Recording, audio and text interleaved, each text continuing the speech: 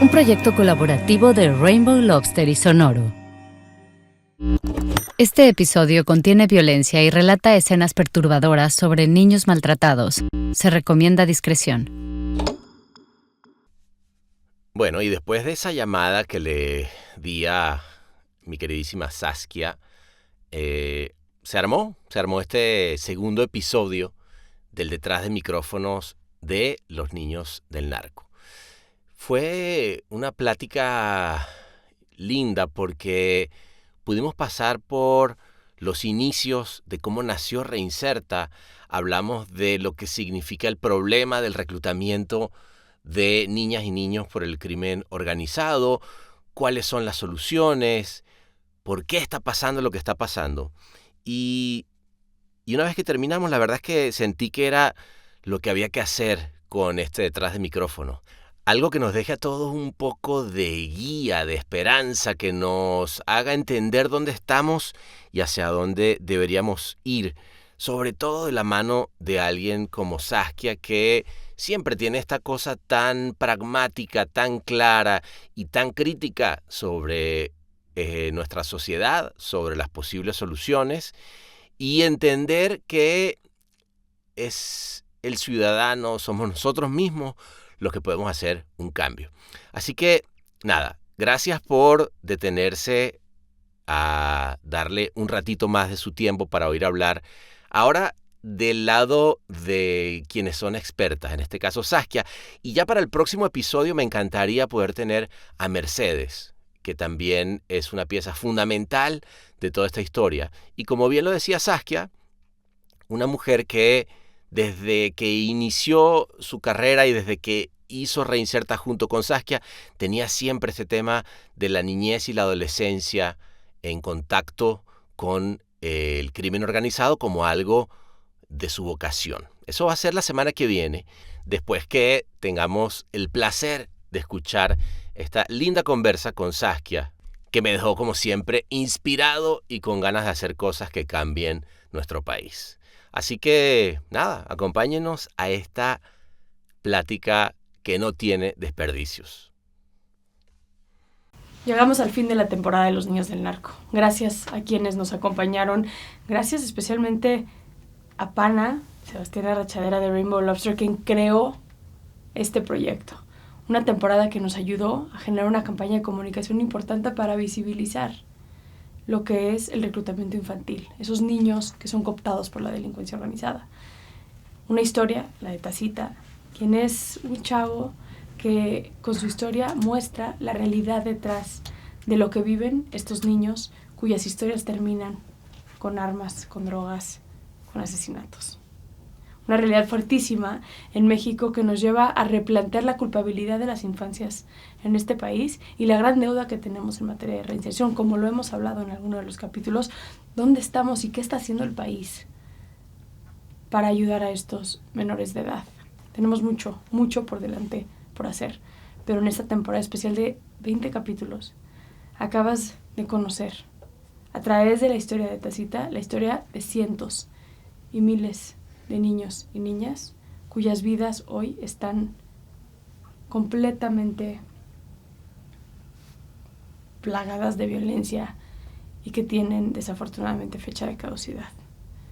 Los Niños del Narco no es nada más una temporada, es una realidad en este país que tenemos que atender. Y a través de Reinserta trabajamos, como lo hicimos con Tacita, día a día para salvaguardar la integridad de estos niños que buscan darle un giro a su vida, de estos niños que buscan una segunda oportunidad, de estos niños y estas niñas que ya no quieren un arma en la mano, sino una pluma, un lápiz, una herramienta para trabajar.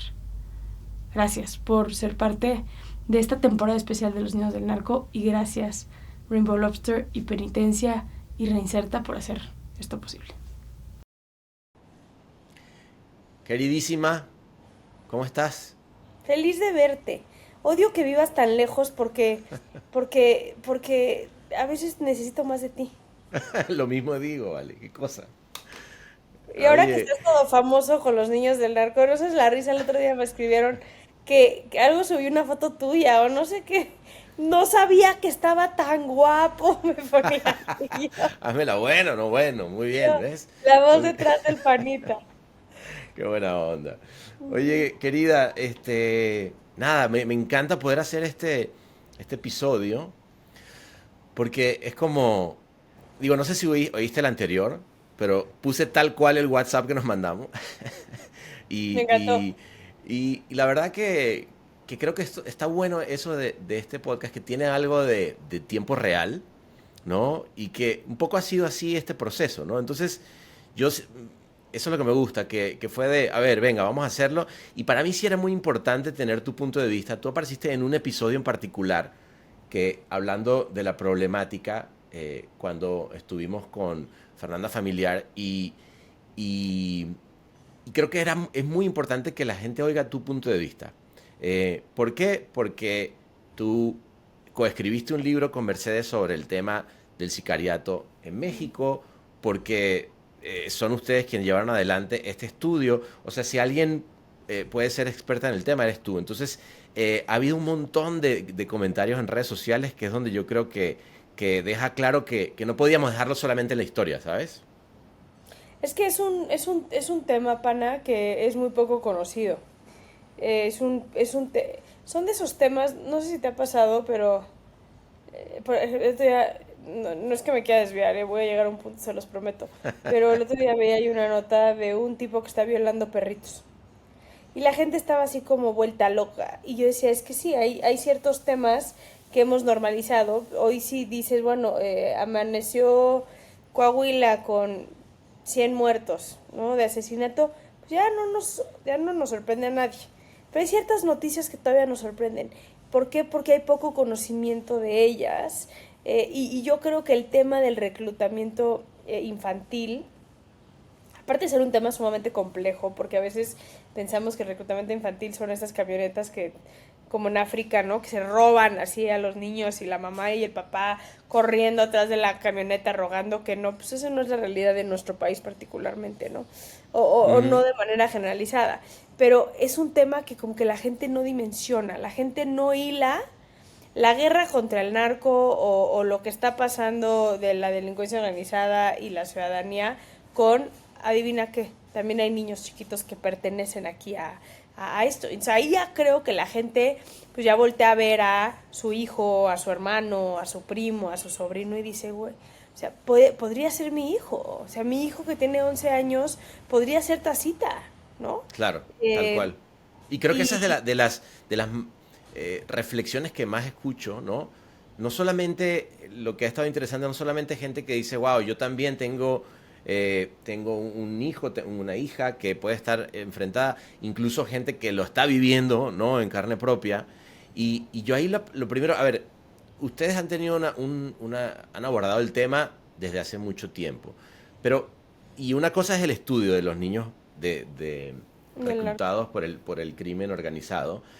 Pero para llegar ahí, tú tuviste un viaje personal, ¿no? Que me contaste, y a mí me gustaría como que eso quedara grabado, porque me parece muy interesante cómo llegan a encontrar ese problema. A ver, es un problema que, por ejemplo, hay un libro, ¿no? Los morros del narco, de Javier Valdés, que en el 2011 lo venía platicando, ¿no? Pero no ha tenido, digamos, ese espacio, ¿no? Sí, yo creo que seguimos. No me acuerdo de qué historia te refieres con el viaje personal. ¿Te refieres a Didier? Sí, Sí. Didier fue durísimo. Aparte de Didier nos mataron. Didier hubo cuando estábamos haciendo cuando nos pidieron el gobierno de Tamaulipas, estoy hablando desde hace varios años, antes de la pandemia. Nos sí. hablaron del gobierno de Tamaulipas para hacer un diagnóstico en su comunidad de internamiento para adolescentes en conflicto con la ley. Fue el equipo de investigación y regresaron y dijeron, oye, hay un caso, uno, que nos llamó muchísimo la atención. Es un chavito que ni siquiera sabe hablar. O sea, habla, no se le entiende la mitad de lo que dice, porque habla literal caló, que es el idioma de la cárcel, es el idioma canero, no te sabe hablar otro idioma, no sabe cómo se llama, no sabe cuántos años tiene, Wow. y en la comunidad no está haciendo nada porque como no tienen registro de él, no tienen acta de nacimiento, no tienen absolutamente nada, pues no lo pueden enrolar en la primaria, no pueden nada. Entonces... Está anónimo, es alguien que no desde el mismo no saber su nombre, está anónimo en la sociedad. Imagínate que, deja el nombre, tu edad. Pues creo que tengo como, pues no sé, 14 o 16 años, no sé cuántos años tengo. Wow. Y hay un expediente jurídico donde ante este tipo de casos, pues lo que hacen como peritajes. Entonces a él le hicieron un peritaje odontológico que a partir de sus dientes pudieron medio ver que tenía entre 14 y 16 años. Entonces ya así para poder determinarlo, pero imagínate que le hicieron un peritaje odontológico para poder determinar cuánta edad tenía para poder juzgarlo, porque entonces no sabían si lo juzgaban como mayor de edad o como menor de edad, ni siquiera para un tema de dignificación humana, de porque merece saber cuántos años tiene este ser humano, ¿sabes? Este mexicano, Claro. sino para, pues es que si es menor de edad y lo sentenciamos como adulto, pero si es adulto y lo sentenciamos como menor de edad, pues no. Entonces nos pareció fuertísimo y yo fui personalmente a entrevistarlo. Te podría decir, pana, que ha sido de las entrevistas más fuertes que yo he hecho, porque uno, el lenguaje era un tema, era brutal ver que habían palabras básicas, y esto no tiene que ver con un tema de privilegio de educación, tiene más que ver con nunca nadie le enseñó un lenguaje, nunca nadie le enseñó a hablar español. Entonces empezó a hablar cuando fue raptado por la delincuencia organizada. Que aparte él empezó muy rudo porque él empezó con un grupo de delincuencia organizada que se dedicaban a la venta y al manejo de órganos del mercado negro. ¿Y qué edad tenía cuando empezó? O sea, ¿cómo llega él ahí? 7, 8 años. Ya. Él reclutaba a los niños afuera de la escuela para robarse a los niños, los inyectaban con una sustancia para robarse los órganos de los niños. Wow. Y así empezó. Y luego estuvo en la calle otro rato y terminó siendo, si no mal recuerdo, Zeta.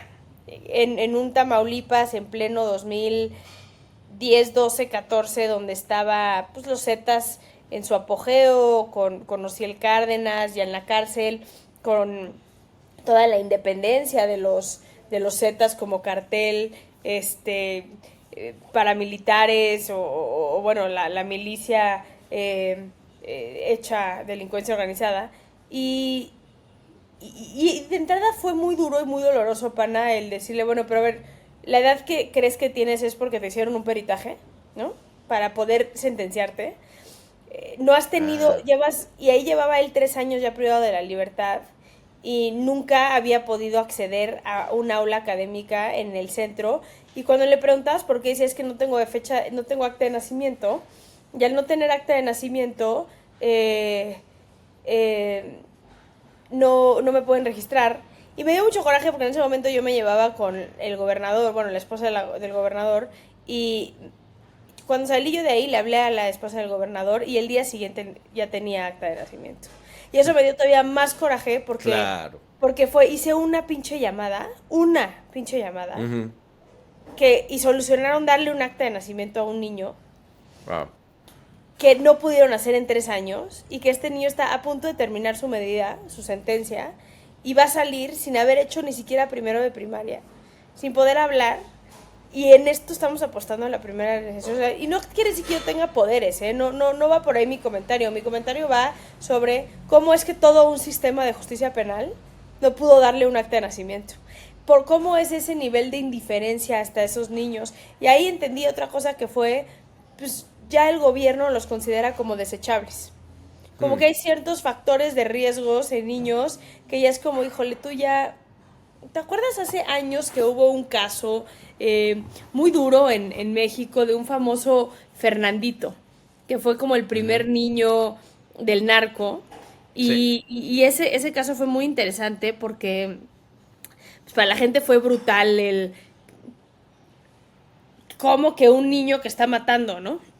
Uh-huh. Y mucha gente no sabe esto de Fernandito, pero Fernandito ahorita está en el Extremo Oriente y, y la estrategia con él fue esperar a que saliera, determinar su medida como adolescente y lo siguieron 2 policías hasta que mató a un vecino y ya lo detuvieron y ya lo clavaron como adulto y ya le pudieron meter los Wow. 40 años o 20 y tantos años que le metieron. O sea que en vez de ver de qué manera sí podía reinsertarse, etcétera, etcétera, vamos a esperar ahora que tiene la mayoría de edad Es este para... güey, mira, ya no sirve, no hay nada que hacer. ya no hay nada que Y hacer. ahí hay un tema, a ver, que me impacta, digamos, y creo que viene desde el primer momento que me hablaste de este tema, y que tiene que ver con lo que decías antes también, con lo curado de espanto que estamos, ¿no? Sí.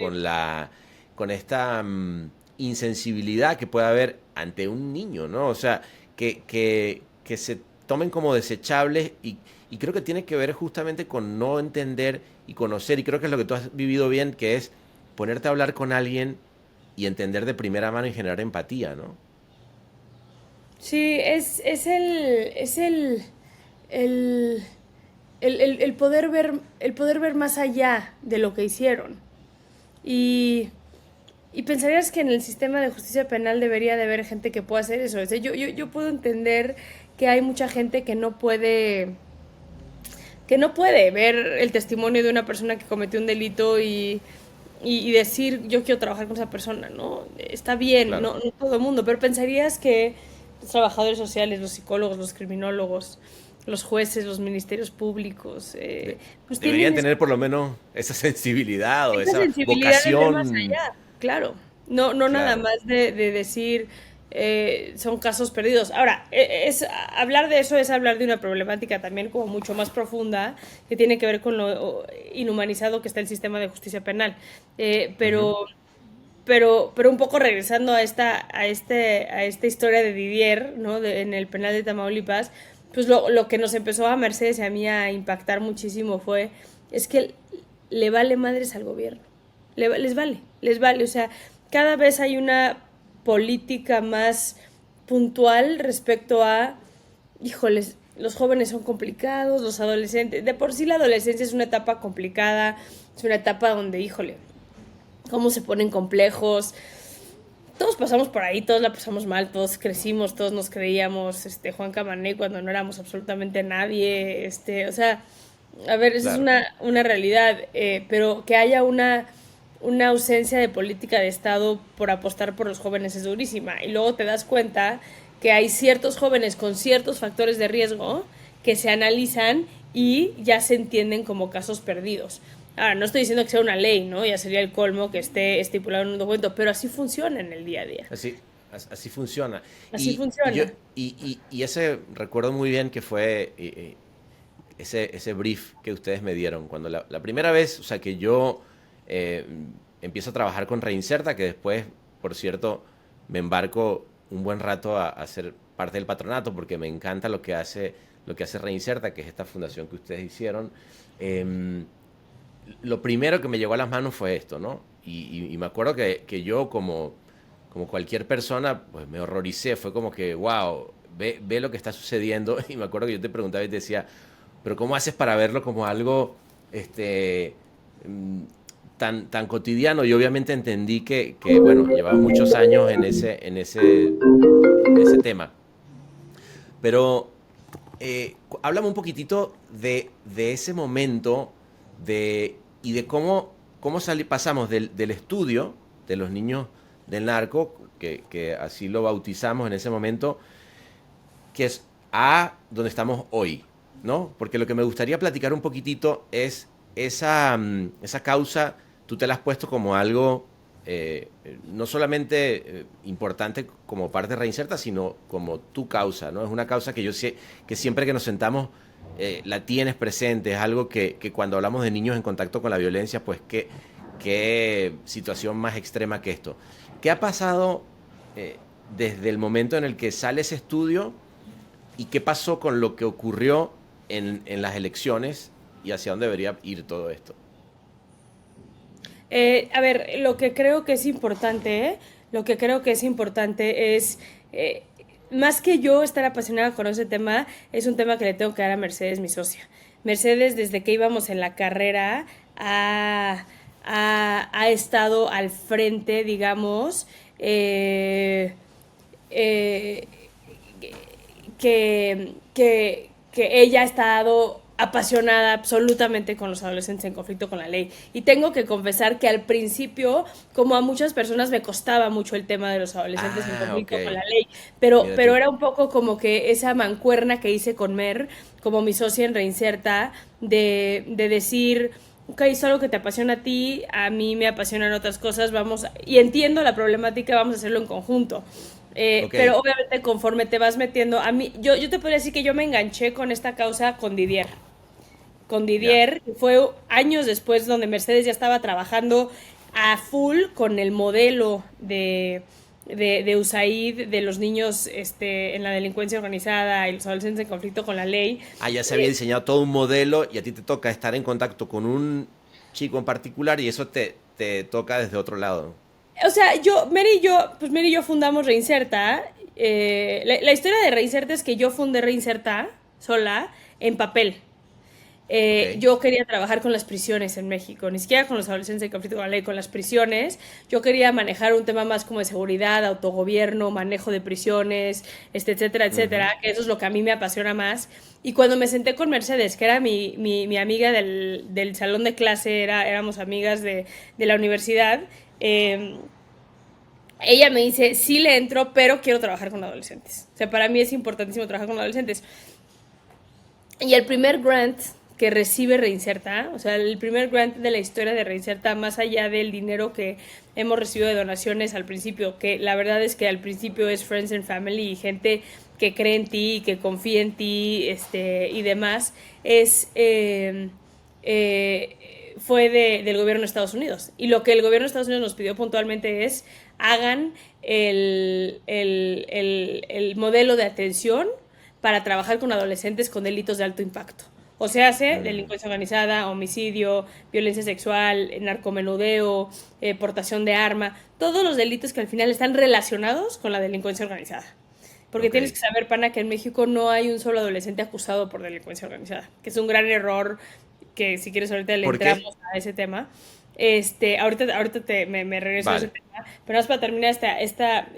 esta historia. Entonces Mercedes, aparte Mercedes, como es de intensa y de clavada, se va a, imagínate que se va a Nueva York con su esposo, que es un tipazo su esposo, con Andrés, y a que le den el anillo, y ella en vez de salir, se la vive en el hotel escribiendo el Wow. proyecto que quería presentarle a USAID para poder Wow. tener dinero para ella renunciar a trabajar con gobierno y poder hacer el modelo de atención para adolescentes en conflicto con la ley.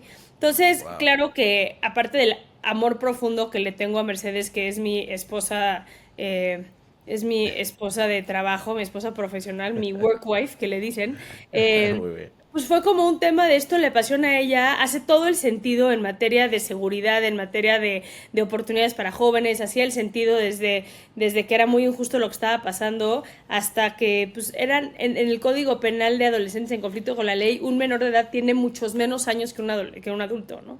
Entonces, Ujú. no importaba, me acuerdo que Mercedes y yo hablábamos mucho como no importaba que Fernandito haya matado a 200 personas, no le iban a dar una sentencia de más de tantos años. Y entonces, era como sí o sí tenemos que trabajar con esta población, ¿no? Entonces, Claro. ahí como que Reinserta empieza y nos caen dos grandes proyectos que es los adolescentes en conflicto con la ley, y nos cae lo de los niños invisibles, que son los niños de la cárcel. Entonces yo Claro. me meto mucho a los niños de la cárcel y Mercedes se mete mucho a adolescentes en conflicto con la ley. Siempre en la misma organización, siempre acompañadas, siempre empáticas una con la otra de entender la pasión y la problemática de ambos proyectos. Pero yo no es hasta que me toca entrevistar a Didier donde digo, esto está muy cabrón. Y también hay Mm. que irnos, pana, a la historia también del narcotráfico en México, donde la realidad es que el uso de los menores en la delincuencia organizada es algo de la historia moderna en México. Claro. Antes Antes no el era así. código, no, antes el código era con mujeres y con niñas no. Era Fíjate muy que mal. a ver, vamos a eso, porque eh, recuerdo que esa fue la primera línea que me dijeron cuando vimos lo del estudio, y era, las reglas cambiaron, ¿no? O sea, antes había un código de honor, algo que no se decía, ¿no? Pero que estaba ahí, que era con mujeres y con niños, no. Y hay un momento en el podcast en el que Miranda lo dice, él está enfrentándose a otro capo, a un capo de un cártel chico en Torreón, que estaba reclutando niños, y él va a rescatar a un niño, y cuando se lo va a llevar, él le habla y le dice, o sea, tú vas a seguir haciendo, o sea, esta tradición de que los niños y las niñas nos vale madre todo lo que pase. Y me pareció muy, muy loco eso cuando lo escuché, porque dije, wow, está poniendo en una anécdota esta línea de lo que tú estás comentando, ¿no?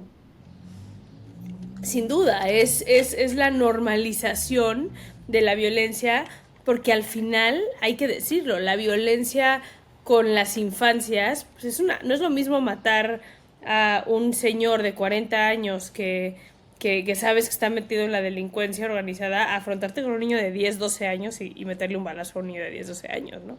Entonces también ha exponenciado dentro de los propios grupos criminales, va a sonar súper irónico, pana, esto que te estoy diciendo, pero este valor como ético, quizás, si se pudiese poner esa palabra ahí adentro, o sea, sí de plano, sí le enseño a un niño de 8 años a matar.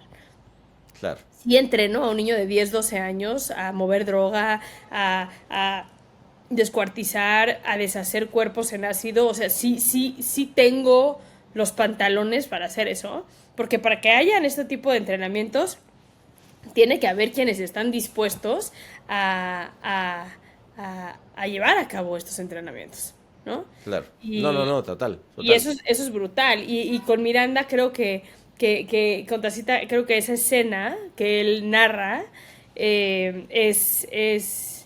refleja muy bien esta parte como de cómo se ha ido modificando estas ideologías, o estos más que conducta ética, son códigos de conducta dentro de la delincuencia organizada, ¿no?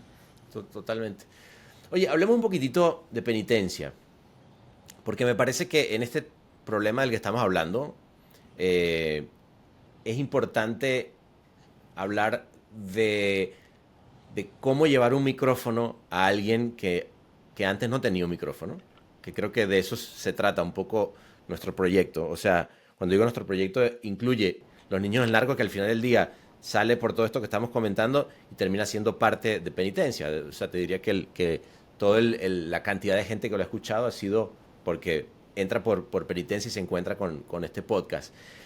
Pero yo recuerdo muy bien ese momento en el que nos sentamos, antes de que existiera, incluso Privadas de la Libertad, que fue el proyecto anterior, y tú tenías este cuestionamiento personal de si había que hacerlo, ¿no? Sí. O sea, y te has dado cuenta con el tiempo, yo creo, porque lo hemos platicado mucho, pero quiero que lo platiquemos aquí en este episodio extra de los niños del narco, es cómo te ha cambiado y cómo ahora ves desde lejos ya el hacer esto, el que la gente tenga la posibilidad de platicar de estos temas que antes no se platicaba y de buscar el origen de nuestra violencia. A ver, yo creo que estamos lejos, lo veo por los comentarios de la gente, de decir la gente ya está como on board de ok, se meten micrófonos a la cárcel, se escucha a asesinos, pederastas, inocentes, mujeres, hombres, jóvenes, adultos, o sea, hay como una parte donde hay mucha resistencia social todavía de mucha gente en escuchar esto. Creo que penitencia está generando una conversación. Inserta aquí el tipo de conversación negativa, conversación positiva, conversación constructiva, conversación... A mí algo que me han dicho mucho es, en mi familia vemos penitencia y en las comidas discutimos sobre la justicia, discutimos sobre si una persona tenía o no razón de hacer lo que hizo, discutimos sobre si fue justo o no lo que se le condenó, discutimos si todo el trauma que Mayra tiene, por ejemplo, de la violencia que vivió en su infancia, justifica o no justifica el que ella haya hecho lo que hizo. O sea, eso creo que es para mí la gran lección de penitencia respecto a por qué debemos seguir, y es lo que hace que se me resbalen más los comentarios negativos, porque que estemos generando conversación, que estemos discutiendo sobre el tejido social en vez de solamente ver el lado de la venganza, de la justicia, etcétera, me parece que es una joya para la reconstrucción del tejido social. Y creo que los niños del narco, en este caso, planteado desde la historia de Tacito propio, mete como que este factor o este ingrediente extra que yo no lo englobaría en penitencia como tal, porque tiene muchos factores, que es, uno, estamos hablando de menores de edad, que eso siempre tiene, desde una perspectiva de derechos humanos, tiene que tener una visión distinta, y dos, algo, pana, que creo que coopta muy bien la historia de Tacita, y creo que fue de las cosas que a ti más te vinculó con él afectivamente, con su historia, es el cuestionamiento constante de la historia en la cual nació, que lo llevó a terminar haciendo lo que hizo, o terminar pues contando la historia que él mismo, que él o que ellas mismos tienen, ¿no? Y eso Claro. me parece que es brutal, porque la problemática del reclutamiento infantil en este país tiene que ver, y por eso quienes estamos en esto defendemos muchísimo el reclutamiento forzado. Porque la gente dice, bueno, ¿es forzado o no es forzado? O sea, ¿Tacita fue forzada o no fue forzada a hacer el motín que hizo dentro de su orfanatorio, disque orfanatorio, ¿no? Y luego la venganza que buscó obtener. Y la gente, cuando piensa forzado, quiere a fuerza esta cuestión como de los niños siendo robados y obligados, Claro. a capa y espada, y no le da el peso necesario a qué pasa cuando hay una situación de pobreza, qué pasa cuando hay una situación de violencia extrema en casa, qué pasa cuando hay un tema de no acceso a la educación, qué pasa cuando hay un tema de no acceso a campos deportivos, a áreas recreativas. O sea, ¿qué pasa cuando naces en una familia de criminales, ¿no? Y lo Claro. que ves todos los días es a mamá y a papá jalando, vendiendo droga, tu casa es un punto, a los que les llamas tíos son alias, él, tu vida entera ha sido ir y visitar a tus tíos, a tus papás en cárcel, o sea, cuando naces en eso, y yo creo que la suma de todo eso son los factores de riesgo que llevan a los jóvenes a entrar en la delincuencia organizada, y el gran valor que hace Los Niños del Narco y la historia de Tacita, que en este proyecto que tú hiciste,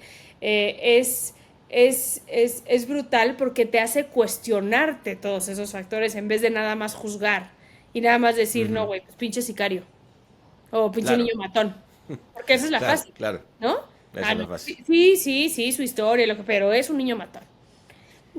O sea, híjole, Claro. ¿no? Y lo platicamos la primera vez. Yo me acuerdo que esta idea de hacer un podcast de los niños del narco nació justamente en esa primera junta. Y justamente cuando yo oigo esa historia es donde fue la que me llegó más personalmente, como a ti te pasó con Didier, y como a mucha gente le pasa. Y yo creo que justamente es esa posibilidad de entender que del otro lado hay un ser humano que está viviendo una realidad, una historia, ¿no? Y es ahí cuando se empiezan a caer, yo creo que las estadísticas, ¿no? Y la desensibilización de la que hablábamos al principio. Pero hay una cosa que hicimos, y yo quiero dejar esto claro, porque hay un montón de gente que también ha preguntado, oye, ¿este es Orlando? Porque yo ya eso lo escuché en el episodio tal, y ¿por qué quiero que hablemos de eso? Porque eso estaba enmarcado dentro de una acción que era mucho más importante. Y aquí quiero que hablemos, porque ya estamos en el final, que hablemos de lo que se puede hacer, ¿no? O sea, yo quiero que hablemos un poquitito de cuál es la solución, de dónde hay una esperanza. Creo que eso también es importante dejarlo claro. Todo esto se enmarcó dentro de una acción que hicimos con Reinserta, Penitencia y Rainbow Lobster, donde quisimos alzar la voz en un momento de las elecciones. Y con eso se lograron varias cosas, y varios compromisos. Pero ¿cómo ves tú hacia adelante desde esa rueda de prensa que se hizo hacia lo que puede ser una solución, ¿no? Sí, sin duda alguno, y yo creo que lo maravilloso de posicionar el tema de los niños del narco y encontrar soluciones es justo los factores de riesgo, pana. No es lo mismo que yo te diga, se están robando niños y los están obligando en contra de su voluntad absoluta. Entonces tienes un problema de secuestro. Tienes un problema de privación ilegal de la libertad. Tienes un problema como los tiene Colombia, donde tienes a las FARC, a los paramilitares arriba en montañas, cooptando a estos niños, a estas mujeres, que te amerita una estrategia completamente distinta a la que tenemos aquí en México.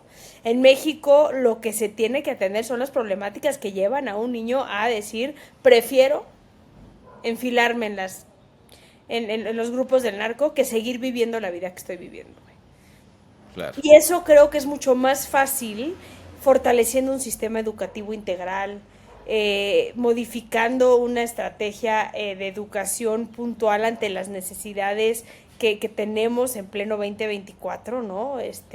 Yo creo que si algo tiene este país es una gran deuda con el sistema educativo, ya no, o sea, el gran privilegio en este país tiene que ver no con cuánto dinero tengas en la bolsa, pero con el acceso que tengas a una educación que te haga racionalizar, que sea universitaria, que sea universal, que no te diga, apréndete de memoria quién fue Juan Escutia y quién fue Zapata y quién fue, o sea, sí la historia, pero que te ayude a ser un ser pensante, que te puedas afrontar a la realidad de la vida, ¿no?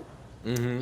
La educación pública en este país aún no llega a ese lugar. Creo que tenemos un severo problema con adicciones y hay una relación directa entre el consumo de sustancias cada vez más dañinas y cada vez más no naturales, más laboratorizadas, como que de laboratorio, o sea, el cristal, sí, más química, todo, más químicas, sí. Que hacen daños, y hay que decirlo, hacen daños terribles en los cerebros de estos jóvenes, porque claro, cuando el cerebro debe estar creciendo y fortaleciéndose, lo llenan de drogas y ese cerebro es complicado rehacerlo, ¿no? O imposible. Entonces creo que lo que hace más fácil atender estas causas, pana, en México, es que hay que irnos a factores de riesgo de manera muchísimo más puntual, y es una cosa de voluntad de Estado. Ok. O sea, es que realmente el político lo tome como algo importante, básicamente, claro, es lo que estás diciendo, ¿no? Y cuando hablas de factores de riesgo es entender dónde está el punto, ese momento crucial donde se puede ir para un lado o para otro, ¿correcto? Mira, pana, te lo voy a dejar así de fácil.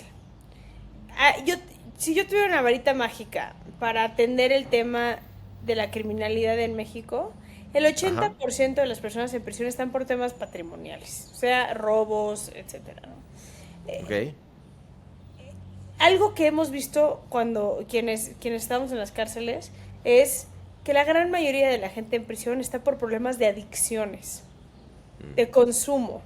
Entonces terminan llevándose con la gente equivocada y entonces terminan robando para poder consumir, entonces terminan, no, porque el consumo hace que pierdan su trabajo, entonces terminan robando. O sea, el consumo, las adicciones son Se habla de una estrategia de política criminal en este país, pero ¿dónde está todo el dinero que se le debería de estar inyectando a tener centros de rehabilitación dignos que realmente funcionen para la gente? En este país ir a un centro de rehabilitación es un tema de privilegio. Tienes el dinero para pagar un dineral para rehabilitarte en un lugar profesional o te vas a ir a una granja, porque tu familia está desesperada y ya no sabe qué más hacer.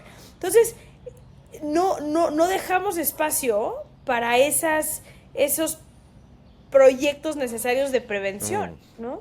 Total, no, porque ahorita que dijiste eso, hay una parte del podcast que no la puse, pero en un momento Miranda entra en un anexo y me cuenta que los castigos que él recibía dentro del anexo, digo, yo no lo puse porque ya se iba a hacer muy largo el podcast, la verdad, pero qué bárbaro lo que estás diciendo, tienes toda la razón, que tiene que ver con una voluntad del Estado, de los políticos realmente enfocados en lo que hace falta y esto estamos hablando de salud, es una política de salud donde realmente un ser humano reciba un trato y una terapia como debe ser, y que lo que él me contaba que ocurre dentro de los anexos, de cómo los castigan, o sea, son centros de tortura.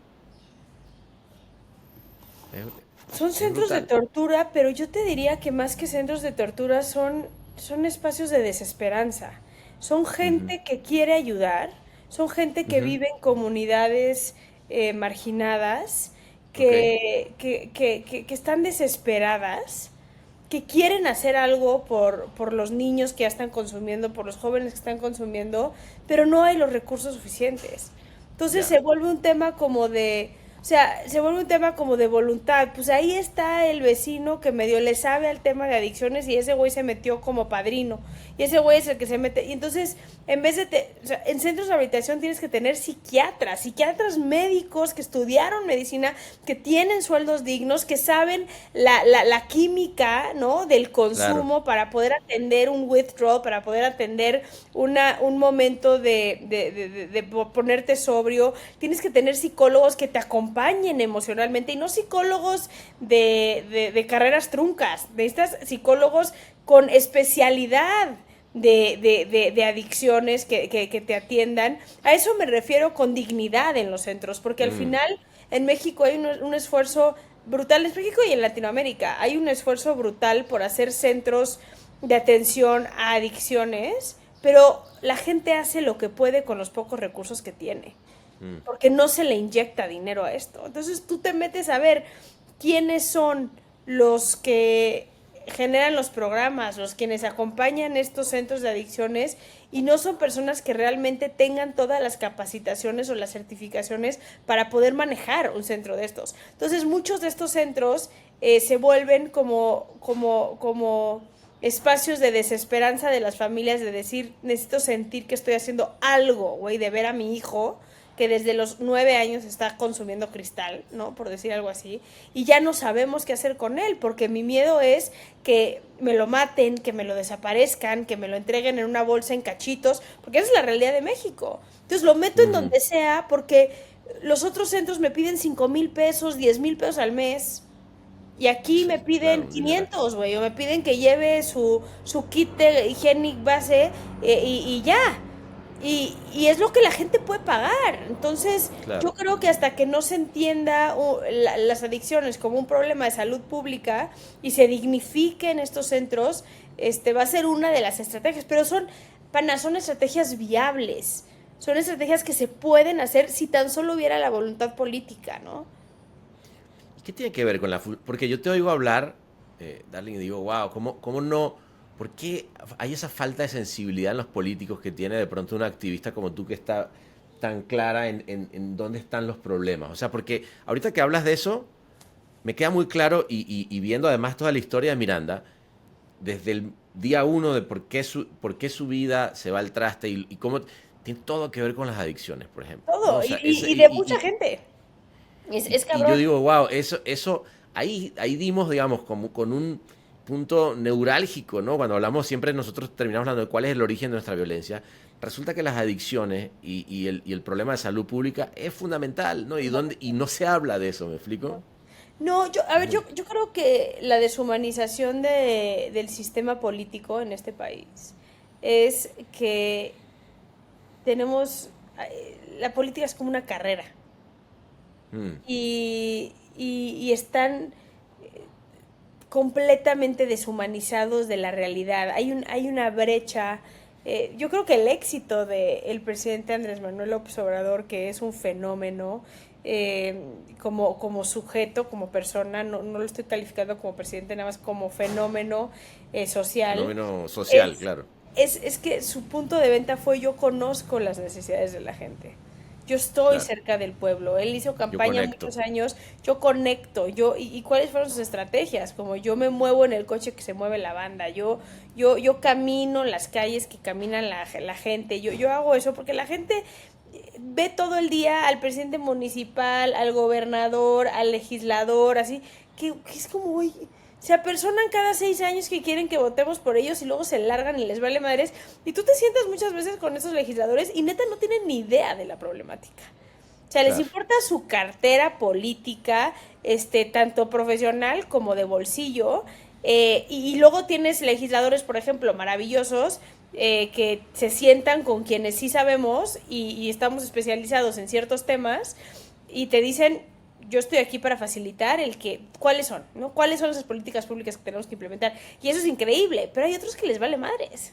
En la mayoría les vale madres, ¿no? Entonces, creo que hay un tema, sí, del pensamiento colectivo, o sea, de regresar al pensamiento colectivo, pero también de volver a darle dignidad a la vida en México. Creo que en muchas comunidades y en muchos sectores la vida ha perdido dignidad. Guerrero Ujú. es un ejemplo, por ejemplo, muy claro de ello, ¿no? Hemos normalizado en el que la gente es indispensable, o sea, la gente es desechable, porque pues los matan. Y pues si te matan, Claro. pues ya, te mataron, ¿no? Así está el pedo, ¿no? Entonces tú vas a Mm. los pueblos, especialmente los pueblos donde, en las comunidades donde más violencia hay, o ay, te enteraste que mataron al hijo del vecino de aquí, de la calle de enfrente, sí, sí, caray, sí, pues sí, ya, le tocó, o sea, ni modo, esto pasa. Y entonces creo que tenemos que volver a darle dignidad a la vida en este país. No, estoy de acuerdo. Mira, yo la verdad es que cuando te oigo digo, la gran diferencia al final del día la van a hacer lo vamos a hacer los ciudadanos. Sin duda. Yo creo en eso porque además creo que soy un convencido de que los buenos somos más, aunque no, y generalmente alguien que es bueno no necesariamente decide ser político. Y hay pocos conversos que ojalá de esos haya más, pero la verdad es que yo te oigo y veo la labor que has hecho con Mercedes y con Reinserta y han sido siempre inspiración y creo que tener un proyecto como este al aire solamente viene a hacer que se siga pensando, ¿no? Que se siga reflexionando y que se logre eso que tú dices, que al final del día tiene que ver con sensibilizarnos y darnos cuenta que como sociedad sí tenemos la posibilidad de cambiar las cosas, ¿no? Sí. Sí, sí las Así. tenemos. Yo también estoy convencida que somos más los buenos, como tú. Creo que lo que está pasando es que nos falta coordinarnos también a los que queremos ser buenos y nos falta esperanza, nos faltan caminos de salida, la gente está desesperanzada y nos falta De generar ese, acuerdo. ese, ese sí se puede, ¿no? Pues hay que seguirle dando para generar más esperanza No hay siempre, más. Desde querida. la trinchera, ¿sabes qué? Desde el saber, ¿no? Y esto quizás es un mensaje para quienes nos están escuchando en este momento, es el que nos sepamos que como mexicanos y como mexicanas o como ciudadanos de la comunidad a la que pertenezcamos eh, o el país al que pertenezcamos, nuestras acciones valen, nuestras acciones tienen un peso, porque luego hay mucho como ese pensamiento pana de, bueno, pero ¿qué diferencia hace Claro. que yo haga esto? ¿Para qué lo hago? Si todo el mundo hace otra cosa, si todo el mundo, ¿no? Y a mí, a veces a mí, tipo, la guerra contra el narco me da muchísima risa, porque digo, güey, todos los que se quejan ay, el país tan violento en el que vivimos, pero no perdonas tu línea todos los Claro. días, no perdonas la tacha que te metes para pasártela bien en el antro todos los fines de semana, no perdonas tu churrito de marihuana, eso, no, pero pobre de ti que Claro. estás, o sea, tenemos que reconectar en que nuestras acciones a título individual tienen un impacto Tiene una a nivel consecuencia. social, ¿no? Hay una Tot- consecuencia. Pero bueno, Querida, yo de verdad que te agradezco un montón haberme metido en esto, así te la no, pongo. yo te Y a felicito ti, por los días a del norte. Mercedes, ha sido un viaje increíble y además me gusta poder llegar al final. Espero que el próximo episodio quiero hacerlo con Mercedes, que oírla, escuchar esa pasión también de la Es que una joya, hablas. Mercedes. Y nada, decirte que te quiero un montón y que vamos a seguir haciendo cosas lindas.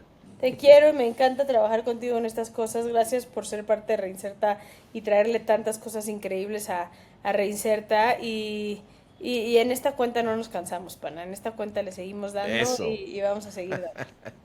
que así sea. Y gracias a toda la gente que siguió Los Niños del Narco, que siguió estos capítulos que hiciste, que son brutales, son increíbles. Y estoy segura que este proyecto al interior de Penitencia y de Reinserta y de Rainbow Lobster generó muchísimo impacto. Que así sea, querida. Vamos a seguir. Te mando un beso enorme y a Un todo abrazo. el mundo, la verdad que sigan comentando que lo estamos oyendo todo. Abrazo. Qué gusto, gracias. Ay. Bueno, no sé ustedes, pero yo me voy súper motivado después de esta plática, entendiendo que, de nuevo, somos nosotros los que podemos hacer un cambio en nuestra realidad, en nuestra sociedad, en lo que nos rodea. Así que llévense eso siempre como norte y dense cuenta que cada uno de nosotros puede hacer un cambio. La semana que viene, como les comenté, quiero tener a mi queridísima Mercedes Castañeda hablando un poquito más del tema y dándonos otro punto de vista de experta sobre este problema, pero que además tiene solución cuando hablamos de gente como ella y como Saskia. Gracias por escuchar y nos quedarán un par de capítulos más. Alguien me decía que estaría bueno tener a Miranda y dije, fíjate, no es mala idea. Así que lo estoy pensando a ver si este último episodio puede ser un Miranda hoy en día viendo hacia dónde sigue su historia. Bueno, nos vemos la semana que viene. Abrazo. Parte de la monetización de este podcast es donado a la Fundación Reinserta para ayudar a niños y niñas en contacto con la violencia. Si quieres colaborar, entra a reinserta.org.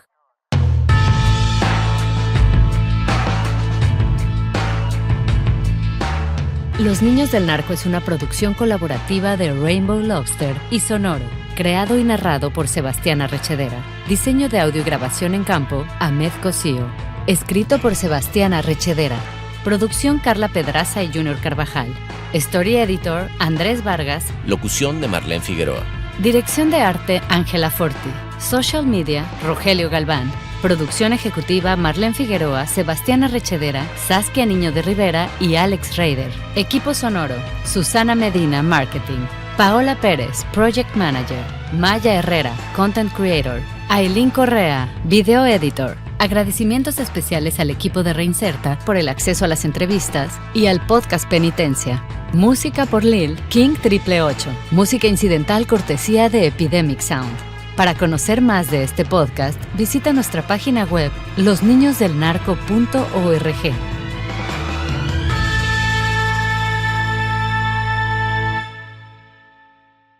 El testimonio en este podcast pertenece a los recuerdos de Miranda y de ninguna forma representan declaraciones que puedan ser utilizadas legalmente en cortes o tribunales, ya que la finalidad de este podcast es de carácter meramente informativo y no la de construir pruebas ilegales obtenidas sin el consentimiento de una persona.